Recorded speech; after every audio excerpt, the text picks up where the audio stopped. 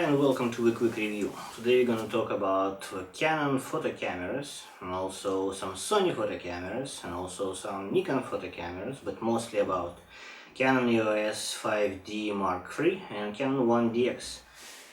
And here we go, let's start. So Canon EOS 5D Mark III. This is my camera. I bought it a little bit used, about 400 shutter actuations. That's pretty much new. So I got it and it had a broken sensor. So the sensor been burned by a laser or something like that. So it had black, like dead pixels on it. So this is the old sensor. And I got it cheap, so I had the sensor replaced by a Canon service center locally, and since then camera works perfectly well. So no dead pixels, no hot pixels, nothing like that. And it's almost like brand new, so great. I had a battery pack on it, currently loaded with 2 batteries, like that. There is another adapter you can put in here for the AA batteries. And the lenses I have currently on it is a kit lens 24 to 105 f4. I also tried this camera with 70 to 200 second version 2.8 image stabilizer, with 16 to 35 2.8 second version, and with 24 to 70 second version, which I currently have mounted on 1DX. So in terms of like image quality out of a 5D Mark III, based on results from different lenses, we can talk. So what else about this camera? So sensor has been replaced. I bought a battery pack. With a battery pack it's actually a little bit more convenient to hold it, and it's kind of more like it has a better balance per se, especially with a 70 to 200 lens. So I think for this camera the battery pack is quite a good addition. Battery grip is quite a good addition. Image quality, so why it is like 21 something megapixel, but it's quite a good megapixels. Autofocusing system top notch. Focusing is very stable, so if you're hitting the same object from the same distance, it's not gonna move. It's gonna be like focusing every time exactly where it focused the last time, at least with the camera I have. And so that basically gives quite a good focusing accuracy with a 2.8 wide open, no problem whatsoever. Alright, so yeah, and while saying that, it had to be compensated to -5 for all the lenses, basically just a global compensation to -5. And I set it by looking at the live view, trying to focus in the live view, and then trying to make a shot with a normal focusing system, and just seeing where the difference is. But as soon as I set it to -5, it's just stable across all the lenses, hits the spot every time, and I'm extremely happy about that. So talking about focusing accuracy, actually on 1DX I had to compensate as well, and this one is compensated to -3. So there are no perfect ideal cameras out of a factory anyway, but that compensation is just nothing, and it works, so why not use it? So it's definitely not a disadvantage. Alright, so 61 focusing point, but in reality, well, I use always just one or extended one. I like to focus exactly where I want to, especially with a wide open 2.8. You cannot use the full, you cannot let the camera choose the focusing point when you're shooting a portrait, because that doesn't make any sense. It's gonna focus on the closest object, which may be nose or maybe hair, and it just doesn't make sense. You're gonna see only the tip of the nose in focus, or only the hair, and you actually want the whole face. Right, so depth of field, plus I focus on the eyes all the time, on the eye which is closest to me. Maybe when you're shooting sport, you can then utilize this auto selection of a focusing point for the tracking and so on and so forth. But for a single shot, it's always focusing on the closest. And so this is how this 5D operates. Construction wise, built quite well, battery grip attaches firmly, don't see any problems anywhere in terms of the construction whatsoever so far. Maybe this button for on and off is not extremely convenient for me. I would prefer something to be able to turn on and off with my right hand, but well, this is how it is. Alright, so again about the image quality. In terms of shooting in low light, well, to be honest, with this camera, if you want to print really large prints and have extremely low noise, you can shoot and get extremely good quality of a picture in terms of color reproduction and dynamic range and things like that. You need to shoot it not higher than ISO 320. That's it. This is how it is. It makes quite a good photos up to ISO 1600, which is again alright. If in camera, built-in camera noise reduction for a higher ISO, 1600 not a problem. But for really if you're going down to the little details about how well the image looks like and how the colors are reproduced, when ISO 320, this is what you shouldn't go above if you're just going for the top-notch image quality. Also, you can actually shoot up to ISO 6400 if you really need to. But as to me, that picture quality is not something I like at all. For example, everything about 1600 is not something I would use. It's only if I just definitely need to take that shot, and it's so important to see what is on it, like some, I don't know, some extremely rare situation going on, some kind of things like that, maybe. But really for anything, I would try to avoid that through all possible ways, and try not to go above ISO 320 if I can, and if I need to, 1600 is the maximum I would go for in any normal situation. Alright. Shooting videos, about the same, I would say. Generically about the video quality of this camera, it's good, but mostly good because of the lens, because you can create a nice bokeh with 2.8, for example. Manual focusing is alright. I mean, usually when you shoot something, you know exactly what you're shooting. It's not like, you know, a camcorder where you just point it anywhere and just trying to figure out what exactly going on. Alright, I guess for the purpose of how shooting with this camera was built is when you actually know what you're doing, and so you can focus manually, no problem. And probably you have it in a specific holder, and you focus not just by turning the lens directly. Anyway, but the problem with image quality generically on this camera, it's not just because it's only full HD, which nowadays is quite low. Now many cameras can do 4K, no problem. Even little GoPro does 4K. It's not that, and not the bandwidth, which all eye, for example, mode on this camera is great. But it's like little tiny things about how it actually shoots video. For example, rolling shutter. That's one big problem across all the DSLRs, and unless it's fixed, I do not see much of an actual reason why would I use camera like this, or even 1DX or even 1DC for video, because rolling shutter, it's basically shit. It does not make any sense whatsoever.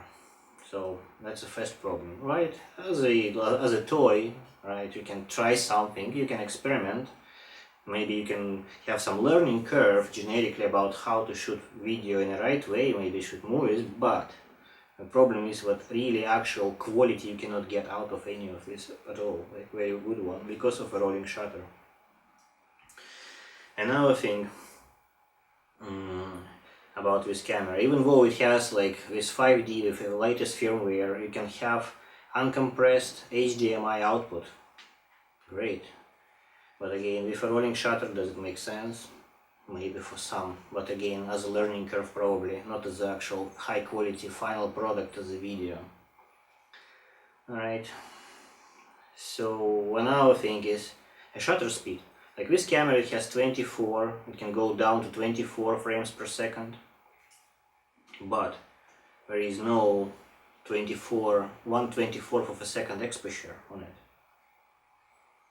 Right, so how you gonna, what you gonna do? So you limit it to 130 and it doesn't match. So normally what you expect is a one shutter exposure, right, then converted into a picture which is written somehow, compressed and written to a memory card, right? That's all you need. And so all the blurring effects when something moves back and forth, some car passing by or something like that, it's all basically consistent with a shutter speed and the frame rate. Here it is not. So shooting 24 frames per second with moving objects, they look like, it's like not very fluid movement. It just like goes and stops, goes and stops, goes and stops. I mean, it's a tiny thing, but you see them, right? And it destroys the actual perception of an image and just no go. So basically in the full HD, this one does well in 30, right? So 30 frames per second, because you can set the exposure time to 1/30th of a second, and they match, and it's more or less where it needs to be, even though it is still not very fluid movement somehow. So it's something to do in the mismatch between the frame rate, the shutter speed, the electronic shutter speed, and the way how the actual image is written into, converted and written into that format, whatever it is, like how many, I don't know, frames per second. I didn't go that deeply, I don't need to be honest. It just sucks, basically, that's all it does. It doesn't look good. It doesn't look as good as I would like it to be. And I think anyone who is looking for something small and able to shoot very good video, we can look at the Blackmagic cameras. They can do 4K, very cheap. Oh, well, not much more than this DSLR, for example, they cost. And some of them do support EF mount, so you can practically use these lenses with the Blackmagic actual movie camera, which is great, right? So $3,000 and you can get a decent camera which can do much more in terms of video comparing to this one. And that will be a high quality video, not just something like playing around it with a 5D Mark III. So this remains a photo camera. It's a good photo camera, but not a video camera. I mean, for me, to my standards. Alright, so what else can I say about it? Well, how it compares to Nikon cameras. Of course, I was choosing what to buy, because I had a choice to go either Nikon, so I used to be a Canon guy.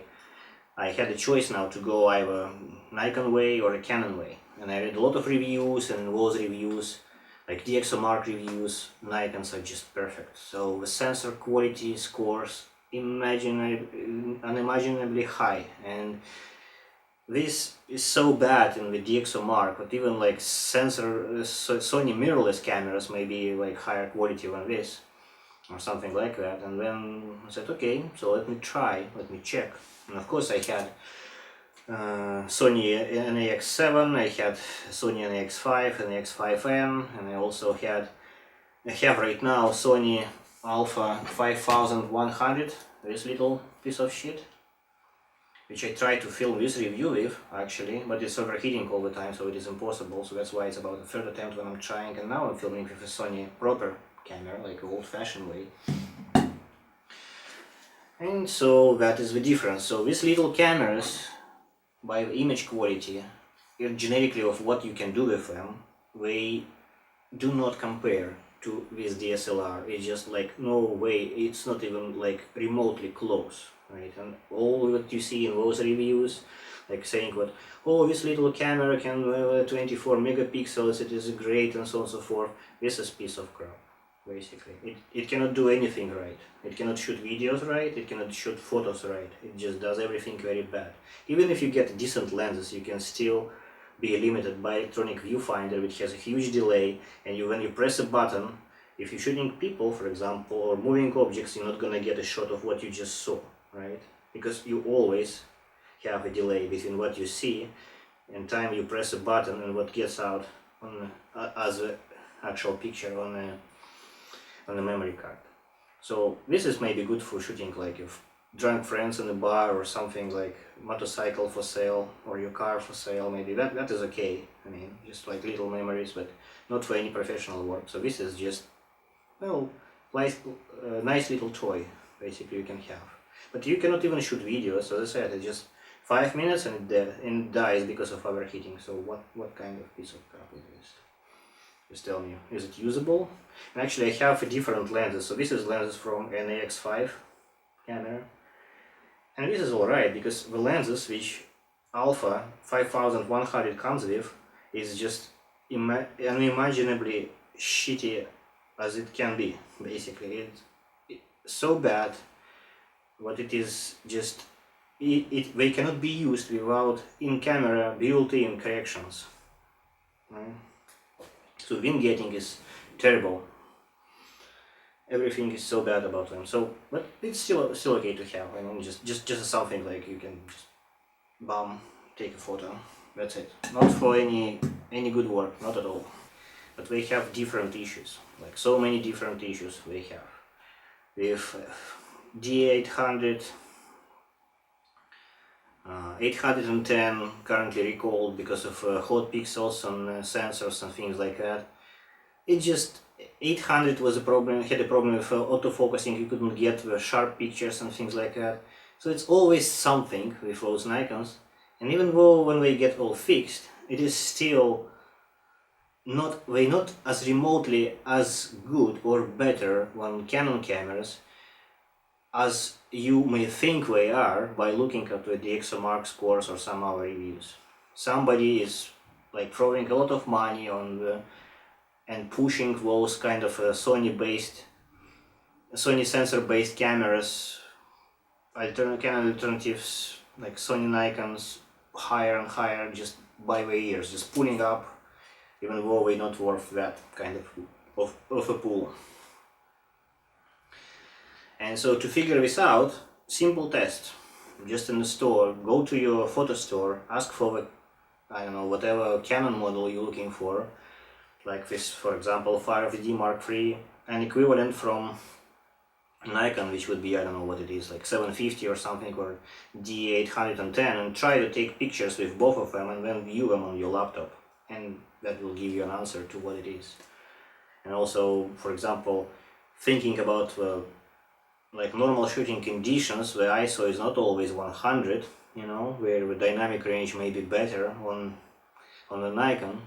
You know, by the time it goes to 400, we're about the same.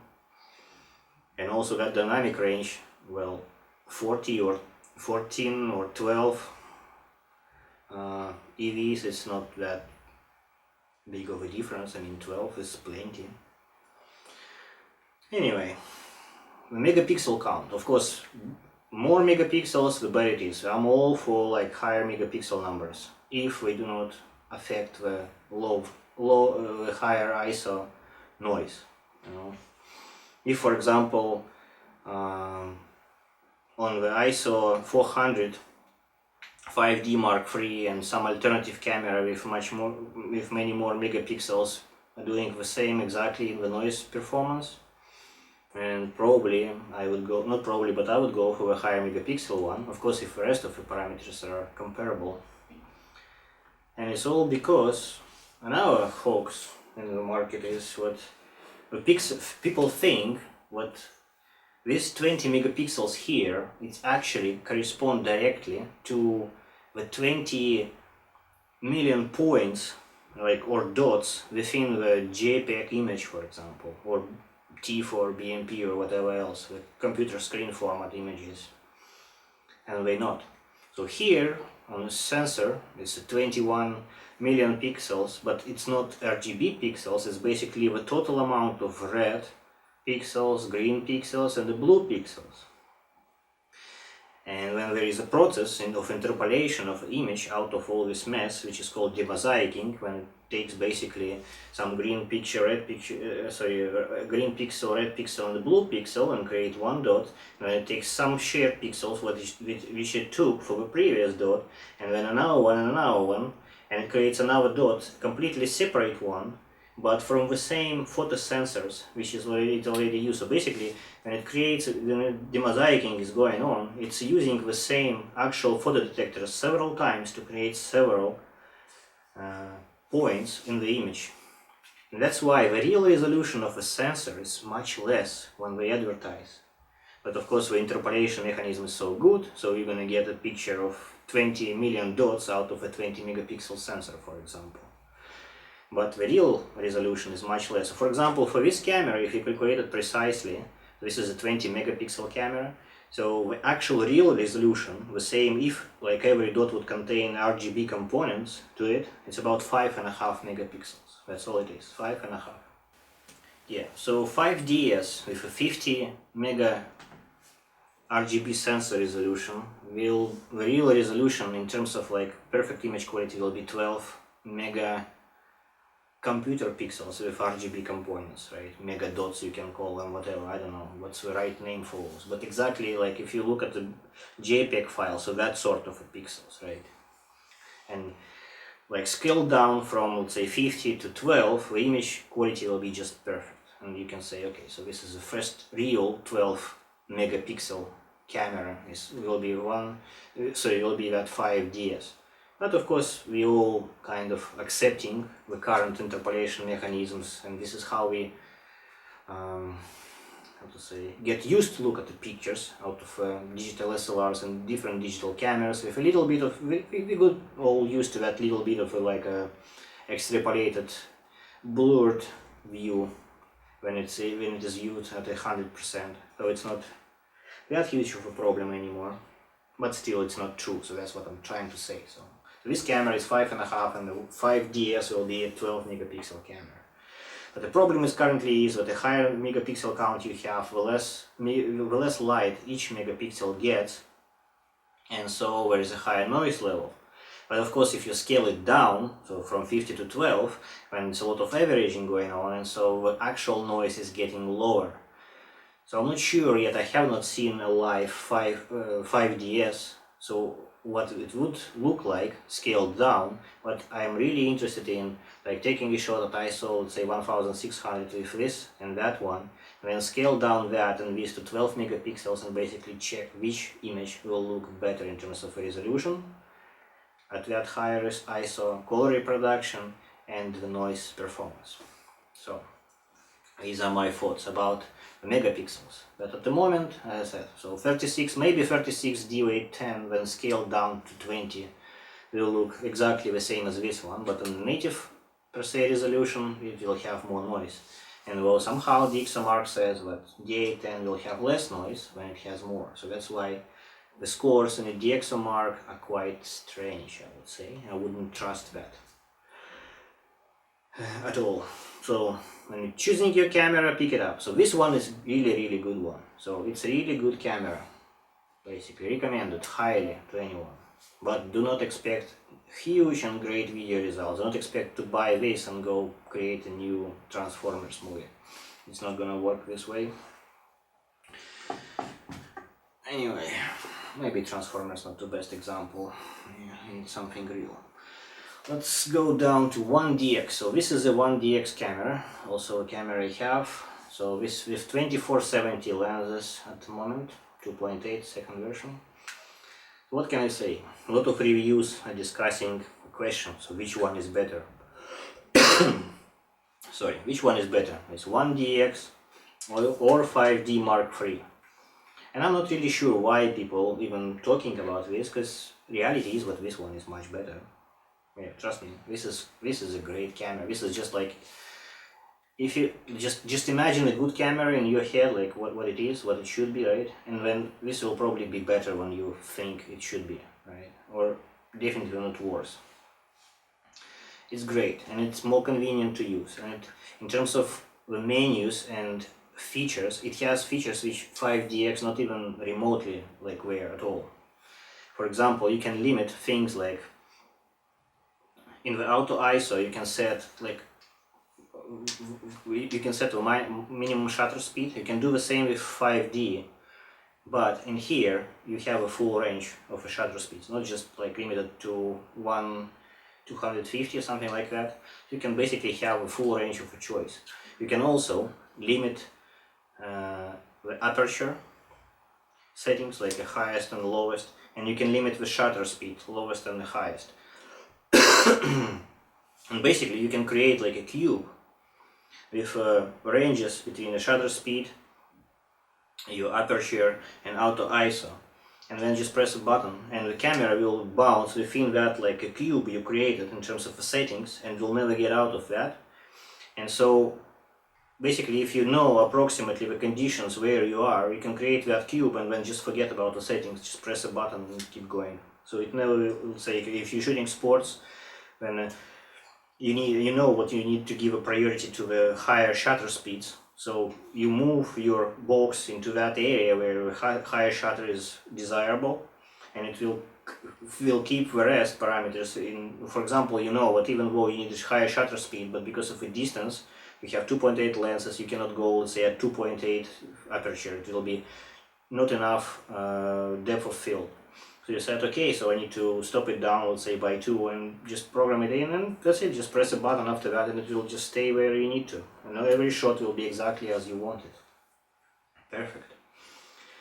And just few things about it. When it has, of course, the built-in exposure compensation, not just with this dial, but something you can program in permanently in the camera. For example, you do a measurement and you see that your camera is overexposing a little bit by 1/3, for example. Just can go into the menu and say, just step it down by 1/3, and it will be stepped down, and on the indicator everywhere it will show that it's still at 0, but in reality it will be -1/3. So some little things like that they all make sense, and there are many of them like that. Of course, the shutter speed is amazing, and it has the shortened delay for the shutter as well, which basically allows you to shoot quicker in terms of time passed between the press of a button and the actual picture taken. If a normal one is about 55 milliseconds, with that one on the wide open lens is about 35 milliseconds. So 20 milliseconds less, that's a lot. And that may save you a day, basically. And you see, what you see is what you get. And this is for me very important, because even if you're shooting some trying to get a portrait, I mean, you're looking for a little bit like emotions in the eyes of a person, how a mouth looks like. Basically, just that face, that moment when the face is right. You just press a button and you get exactly that. With this Sony camera, you never can get that, because you're always shooting. I mean, you're looking at what was in the past, but the picture is what it is in the present. So never matching. So that's why this is good for portraits as well. Well, 18 megapixels, yeah, a bit less one in the 5D, but megapixels are better. So this camera, perfect results, about ISO 400. You can shoot easily to ISO 6400, a little bit less noise when in 5D. I would say not little bit, but measurable less noise. But I would not use it again into up to 6400 unless I want to shoot sport in a dark conditions, something like that. I would probably keep it down to ISO 1600 under all the conditions as much as I can, and for really good shots up to ISO 400. This is where I would like to be. And again, it's not just because it is not doing well in higher ISOs, it's just because of how to say, signal to noise ratio and the color reproduction and dynamic range, which I would like to have. I would keep it below 400. Regarding the feel, yeah, people say it's built like a tank. It's not built like a tank. Probably one bullet out of a Makarov pistol will destroy it completely, but it's quite robust camera, I would say.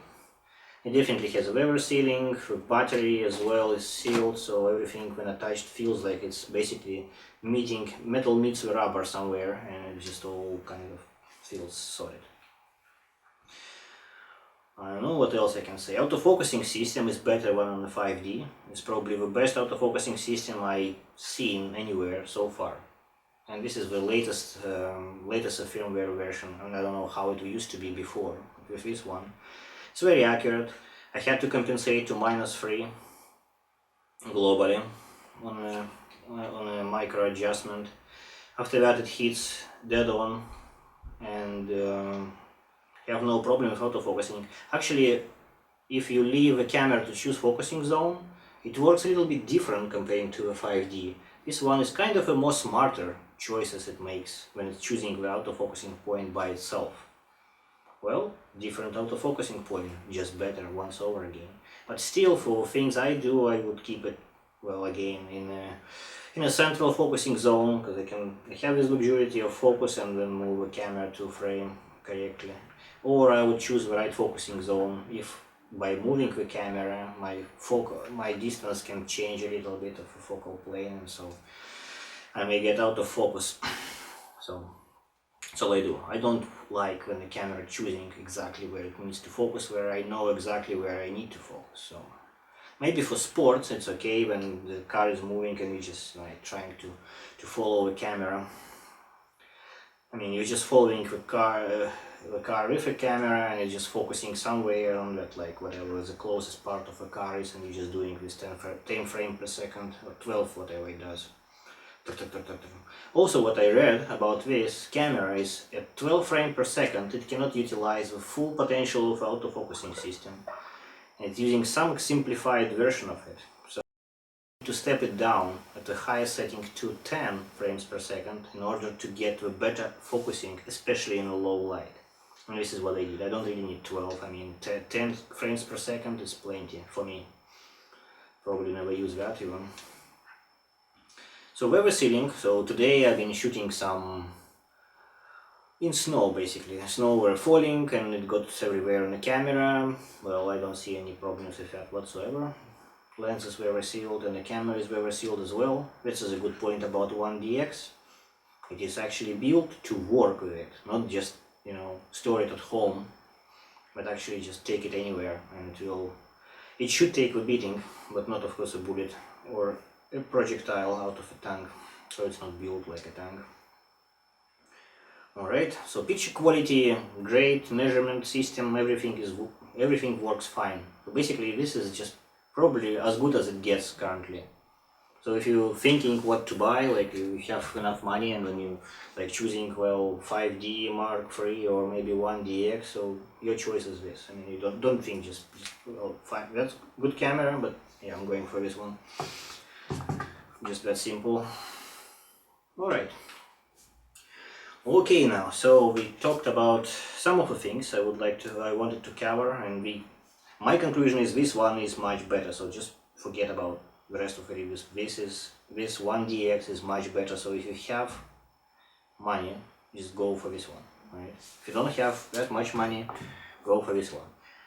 The only reason to go for this one instead of 1DX, maybe over one, I don't know, some lack of money, is if you need really uncompressed HDMI output, and this is your choice. That's probably very rare case when you would like to buy this for movies, because you can go and buy Blackmagic camera for about $3,000 or something like that, which will accept the same lenses, the EF mount from Canon, and it will be a proper video or movie camera with a global shutter and the rest of the things which makes a camera a good movie camera. Alright.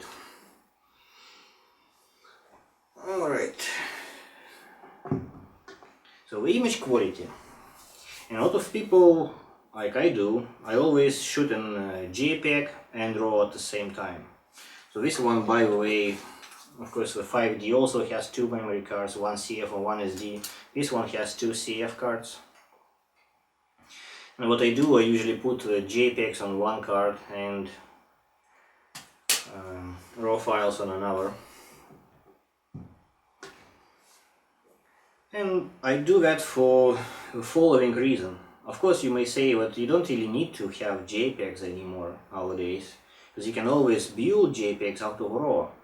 Well, there is a logic in that. The problem is that in practice, and I have well calibrated monitors, I have a spectrometer and a colorimeter, and I basically spent a lot of time figuring out what software to use and how to calibrate the monitor to best possible results, basically to get out of that calibration.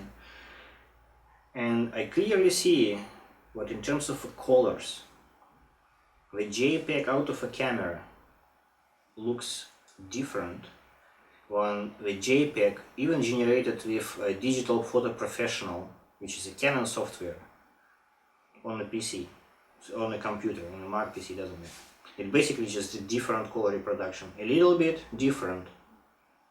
And somehow, again, maybe it's just me, but for me, the JPEGs out of a camera, in terms of a color reproduction and generic feel of a whole picture, they do look better when the JPEGs generated by the Digital Photo Professional. Even on the default settings, which is supposed to take the camera settings and parameters of the moment of a shot in a consideration and create like exactly the same JPEG, but it's not.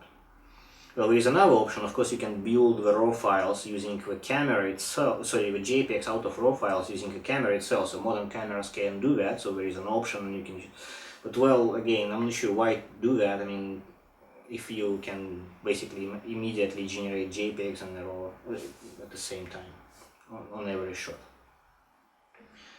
And this is a problem basically. And the problem is that, as I said, the JPEGs out of a camera do look better when JPEGs generated with a Digital Photo Professional even. And of course on 1DX you can choose the compression, not just by like two steps, like kind of like shitty compression and almost no compression with a better image quality like on the 5D. Here you have like 10 levels on 1DX where you can just have a slider, and for different size of JPEG you can, of a JPEG in terms of like how many pixels by how many pixels, you can set that slider at some point. So I set them all at 10 just to basically, because I don't have problem with space. And so the image quality out of a camera in terms of a JPEGs, what I currently have, is practically the best this camera can do. But this size of these JPEGs are not as large as I can get out of a Digital Photo Professional if I set a slider there for the lowest possible compression, for the best possible quality in there. But even with that, still the color reproduction is better on the JPEGs out of a camera. And then I decided to try different photo converters, of course, so I used Apple Aperture, I use Lightroom as well, which is basically the raw converter from Adobe. And what I found is that none of them can do as good color reproduction as the camera does on the original shot. Of course, they have much more different adjustments when you can, which eventually will lead you to a better picture. Like you can fine-tune white balance really well on the raw format, and you can adjust the compensation, for the exposure. You can compress the highlights, or let's say extract more from the dark tones and things like that from the shadows, and you can build eventually a better picture. But in terms of like the cleanness of the colors, right? How clean they are, how natural they are, the camera does the best somehow. And the closest to the camera is a Digital Photo Professional from Canon. So it's the closest in terms of full picture reproduction. But when it builds JPEG out of RAW, and between the Lightroom and Aperture, it's kind of a battle. And I think with the right tricks, you can get the better image quality out of Lightroom. But if you don't trick too much, then Aperture seems to be better in terms of how the colors look like on a picture, on a plain RAW conversion. Also on the Lightroom, you can compensate for distortions and the chromatic aberrations out of the lenses, which these cameras can do if you upload the lens profiles into a 5D and into 1DX, when it can do the chromatic aberrations and things like that within the camera for JPEGs. But so probably, but the thing is, like, Digital Photo Professional is almost unusable. It is so slow that it drives you mad. So it's not even like, you cannot consider it to be even a real-time application where you just change a slider and you need to wait like a second until something changes on the screen. It is really, really bad in that terms. In terms of image quality, is good. So I think the choice when for software to work with is still Lightroom at the moment, unfortunately. Because again, I think if a digital photo professional would be quicker, I would use that one. I just need, because just of image quality is a little bit better as it generates. I think it is down to how the raw converter is calibrated. So when a camera is taken, they need to take the parameters out of the matrix, basically, and how that matrix reproduces different colors and different saturations. So basically you need to have a profile, like a monitor profile, you need to have a profile for the sensor. And more precise that profile is, the better image quality you get on the conversion from RAW into the JPEG. That's all it comes down to. For example, for these cameras like that, Sony, there is a camera which is a small camera like this, an EX5 from Sony.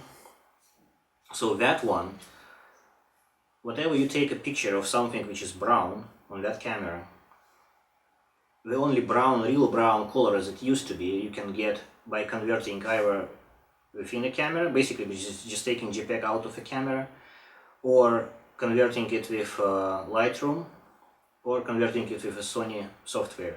For example, sorry, not Lightroom, converting with Aperture. So Lightroom cannot convert the Sony and X5 RAW files properly. So everything brown becomes either yellow or red. You cannot hit exactly brown. So this is just how we are. With this Alpha 5100, I didn't try, to be honest. I just shooting JPEGs all the time. So this is where we are. So we covered many things today, and I hope that was interesting for you somehow. Maybe that will help you to decide which camera to go for, but the generic conclusion, the only thing I try to tell for all of this is do not read too many reviews. Just think for yourself. Just take a camera and try to do something about it. Not just like one shot, but you need to think how you're going to use it, right? Like this one, for example, again, it's never going to become a replacement for this. Just never, ever. Because a camera, it's a system. Like this one, for example, it has no flash, right? I mean, there is something, but it's not a flash. I mean, you can bounce it out of like a ceiling like this, and trying to do, but this is not gonna do, right? This is just a toy, right? Nice little toy, and you cannot record videos, let's say 5 minutes, and it will overheat. That's all. So, can you use it for professional work like this one? No, not really. And even Sony, they don't really have a good lenses, so that's another thing. So if you're trying to find some reasonable lens, like for example on this camera, when you buy Canon, when you know what to go for, if you need, first of all, I think you need to get a set of zoom lenses, of course, if you have a budget for it. So you go through the range from 16 to 200, right? So there are 3 lenses in that range you buy, and then you cover for all the basic stuff you need to do. So all 2.8, all currently the second versions, great lenses. Well, maybe 16 to 35 is not that great, but 24-70, perfect. 70 to 200, perfect, with image stabilization. But on this one, you just cannot find anything really like that. I mean, you cannot find for this one, let's say, I would be happy to find 24-70 or something like that for this 2.8, just for like a proper NEX mount. It's nothing like that. I mean, you just don't exist. So how do you expect to use this professionally if you cannot find really good lenses for it? You need to play tricks. You need to put an adapter with a mirror, and then some alpha lens which makes this just like a huge lens with a little small kind of a plug, which is a camera attached at the back, and it's just not convenient. It's just basically just still crap, right? And you still cannot attach a flash. What is it? You can go autofocusing quite fast on this one. Not as fast, of course, as on a DSLR, but we say it is, but it's not. Well, again, another marketing trick.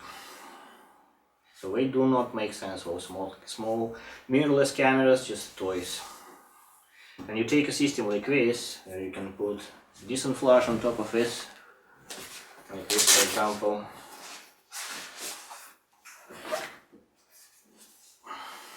Alright.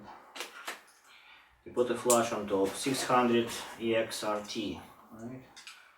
And now you have much more power, basically, to take photos in the dark, in a club somewhere, some Halloween celebration, like, I don't know, cosplay party, anywhere you like, you can bounce it from all possible directions you like. And plus, with a good ISO performance, you can take some shots with just a natural lighting. So this is what the camera system is all about. It's basically about what can you do with it, right? And this 1DX or 5D will allow you to do a lot, right? So having camera like that and the good lenses, only stopping factor is yourself, right?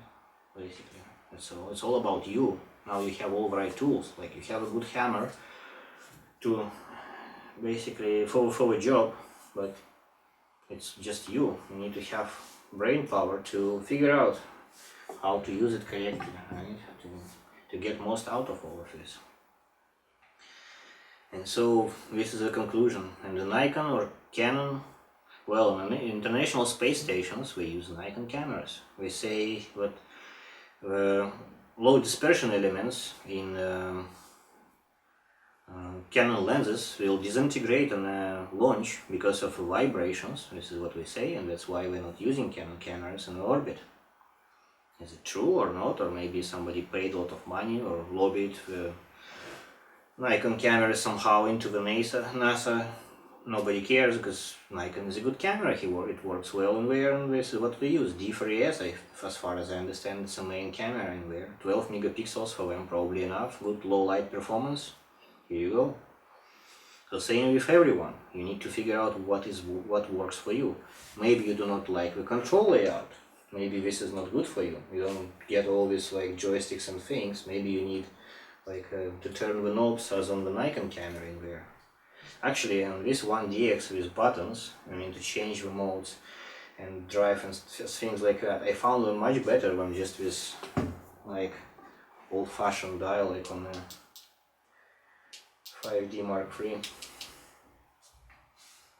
But so Nikon is even different, and so you need to figure out what kind of menus you like the most. And even with an image quality and the raw conversion tools, like Nikon have their own quite popular one. Don't remember the name at the moment, but this famous whatever software they have for raw conversion. Maybe that will be a decision making factor for you. You just need to try it and figure it out, what works best for you. Because when you marry to the camera, you marry actually to the lenses, right? And you're gonna get many expensive Nikon lenses. You don't wanna move to Canon just because for the next 2 years maybe Canon is a little bit different, a little bit better. And the same with a Canon, you don't really wanna... I try to, I had this in mind, but I still want to be with a Canon. I mean, I think it's, to be honest, the Canon currently with 5D Mark III and 1DX especially is probably the best you can get currently, despite all the reviews and the DxOMark scores. Somehow this is the truth. Well, anyway, that's my own opinion. So think for yourself. One more thing I can tell you about Canons, till I forgot. A good thing about the Canon is what? If you have hot pixels, if you see hot pixels like as white dots on your shots, the only thing you need to do is this. You need to remove the lenses, put in the lens cap, go into the menu, into the sensor cleaning, the manual sensor cleaning mode, and turn your camera like this, face down. If, as I said, lenses needs to be detached and the cap, lens cap, like black cap attached to the camera. Right? When you start the manual cleaning mode and wait for about a minute, so 60 seconds, and then just turn off your camera. Attach your lenses, and here you go. Your hot pixels are gone. Basically, the Canon does the remapping automatically in this kind of a mode. This is like an automatic sensor hot pixel remapping procedure. It works with 1DX, it works with 5D Mark III perfectly. With Nikon, you need to bring the camera into the service center. I am not aware what you can do it just by yourself at home. As simple as that. Is it important? For me, yes, it is very important. Because as time goes, like you're gonna get more and more of those dead pixels, and this is just sorry, not that hot pixels. This is just how how it is. I mean, they just appear on any camera, doesn't matter, Sony, Nikon, Canon, everywhere. Like in half of a year probably gonna get 2 more. And what? With a Canon, no problem, just boom, standard procedure. And they gone. On a Nikon, you need to bring it to the service center. How are we going to remap? What else are we gonna do with your camera in there? I don't know. Things like that. Also, even availability of a service center. Do you have one nearby somewhere, which will be convenient for you to bring your camera into? Maybe you don't have Nikon, maybe there is a Canon there, maybe vice versa. There is a Nikon service center and no Canon service center nearby. Think about this as well. Lens quality, well, but if you just go by the lens quality, probably Canon is a better choice generically because they have just a little bit better lenses, I think. Like if you're looking at the whole lineup, not just specific lens to lens comparison, but there are many similar quality things between Nikon and Canon, where the Canon is a little bit better, Nikon a little bit better, but you know, if you're looking at the whole lineup, what is available, Canon has just a higher quantity of better lenses per se. This is the truth. And also, the ultrasonic motors within lenses allows you to focus quicker, just to drive the lenses quicker. It's not just probably the camera autofocusing system speed, but just how quickly the lens is just focusing. And again, it's a little bit different from lens to lens, but this is generically how it is in terms of like, generically what will happen if you take a random lens here and there and put them in and try to compare how quickly they will lock on the subject. So that's it, I guess. Enough for now. Hope again that all of this information was helpful and that it will help you to choose whatever DSLR you wanna go with, things like that. Ah yeah, one more thing, not gonna let you go yet. I'm gonna tell you one more thing, which again I think may be important. So if you're still just thinking about DSLR and you looking at this review not just because it's 1DX or just to get some more information generically about the digital SLR cameras available. Because of the video features, again, it's not more one a toys, and both of these even highest grade cameras, DSLR. It's the same with a Nikon and a Canon. You're still buying DSLR for still photography. It's just taking pictures. Taking pictures of moving objects or static objects, people, architecture, cars, I don't know, whatever you like to take pictures of. Maybe nature, landscape, anything. But it's still pictures. You're not gonna get a lot of a movie making out of this, right? So if you take, for example, 1DX, in terms of a picture quality, it is somewhere like up high, but in terms of a movie quality, comparing to like a Blackmagic camera, it is somewhere like almost invisible, right? Now, taking that into consideration, there are a lot of good DSLRs from the past, right, which is not even, how to say, which are discontinued currently, but used to be extremely good and they are very cheap right now. And if, for example, you compare prices for those with the prices for the modern cheap cameras, you can figure out what you can get. Very good camera for the same, let's say, almost professional camera for the price of like a extremely cheap plastic DSLR. Right? And this is again very important. If you're looking for the first camera for yourself, for example, and you want to be not just point and shoot, but you want to get into this and figure out what the aperture is, what the shutter is, and so on and so forth, and how all of that comes together into the event of taking a good shot, right? It is probably better to get the older but more professional camera comparing to the newer but, let's say, lower grade camera. That's all I wanted to say. And from the Canon perspective, there are plenty cameras available like this to choose from, which are extremely cheap right now, used to be extremely expensive, like a huge amount of money. Still a lot of them could be found with low shutter actuations. For example, if you're looking at something like, for example, if you're looking at to buy a camera but you don't have very high budget, or you want to spend more on the lenses, and this is another very important moment, but you can have 1DX, but if you put a shitty lenses on it, it's not gonna give you a good image quality. And so if you take a cheap camera and put a great lenses on it, your chances to get much better image quality is right there. So cheaper camera, better lenses. So lenses are everything. Almost everything. Of course there is like both sides to it, but extremely important part is lenses.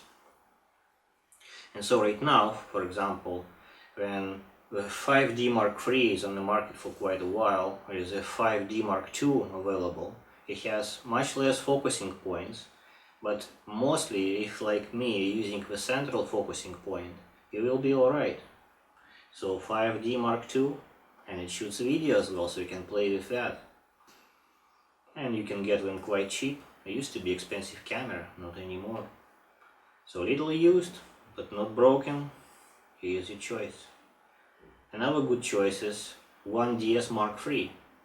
It doesn't do video at all, but in terms of a picture quality, well, it's 21 megapixel. It's a one professional camera. We used to have a little problem with focusing in there, 1DS, and specifically I personally had one camera to basically to check. I wanted to buy it, but when I checked it with a good lens 70-200, I couldn't find the focusing to be right. Basically it wasn't focusing precisely. So there are problems with 1DS autofocusing, but it's not with every camera. So do your research and you will find the range of cameras which are fixed from the factory, refurbished, whatever we call it. When they take a camera back, they fix it and they try to sell it again. Things like that, or already those which were manufactured without focusing problems. So 1DS Mark III, good camera. Just watch out for autofocusing issues. And again, they're quite cheap right now. You can get probably one right now cheaper, one 5D Mark III, no problem. And for the image quality, it will be perfect. Now, and again, you will get used to all the professional controls and menus and things like that. Imagine how cool is that. Alright. So it used to be 5D, just the first version, and you can get them for no price whatsoever. It's probably like, I don't know, 300 euros, maybe less. You can get a decent 5D, 12 megapixel, well, semi-pro, no video capabilities, but still quite nice camera. Well, is it worth it for 300? Definitely is, because nothing which is compared out of a new camera you can get for that price. That's for sure. Well, maybe 1DS Mark II?